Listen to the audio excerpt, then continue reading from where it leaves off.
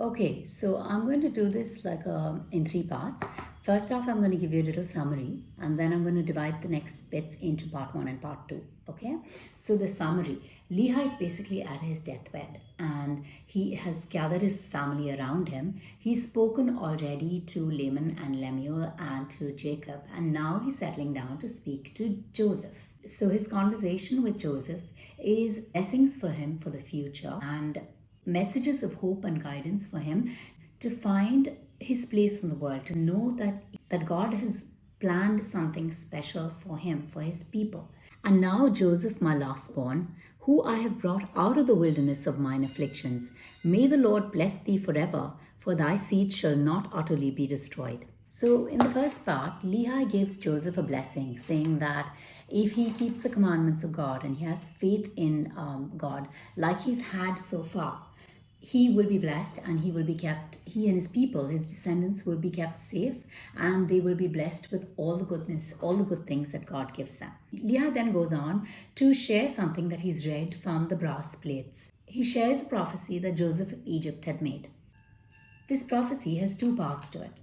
The first part of the prophecy deals with how the Lord has promised Joseph that he will safeguard his descendants and he will raise up a branch of his people who will come back to the knowledge of the covenants of God and to the fact that the way to salvation is through the Messiah at a later stage.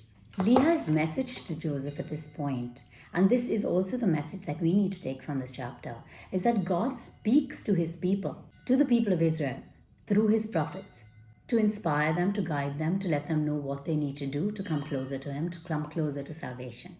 After Lehi blesses Joseph, Lehi links the things that he is telling Joseph, his son, to prophecies made by Joseph of Egypt, who we see in the Old Testament. For behold, thou art the fruit of my loins, and I am a descendant of Joseph, who was carried captive into Egypt. And great were the covenants of the Lord, which he made unto Joseph. So he says that the Lord has made these covenants to safeguard his people with Joseph.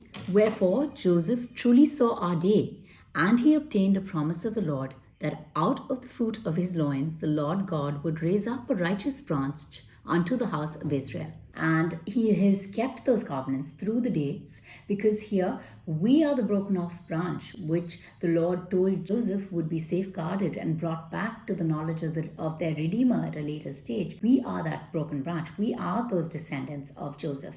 And that branch of the family is going to be saved through you and through your descendants, my son Joseph. In the second part, Lehi talks to Joseph about what Joseph of Egypt had prophesied for the future. So Joseph in his prophecy mentions three other Josephs. He mentions Joseph, who is Lehi's son. He mentions Joseph Smith, and he mentions Joseph Smith's father. Lehi says that Joseph saw our day. He saw what was going to happen to his descendants, how they would be broken off, and how they would be brought back. Lehi then shares Joseph's prophecy of how Joseph of Egypt saw how the Lord would raise up a seer unto his people, and how God would help the world through this seer, who is going to be Joseph Smith. For Joseph truly testified, saying, A seer shall the Lord my God raise up, who shall be a choice seer unto the fruit of my loins. And he shall be like unto me, for the thing which the Lord shall bring forth by his hand, by the power of the people, shall bring my people unto salvation.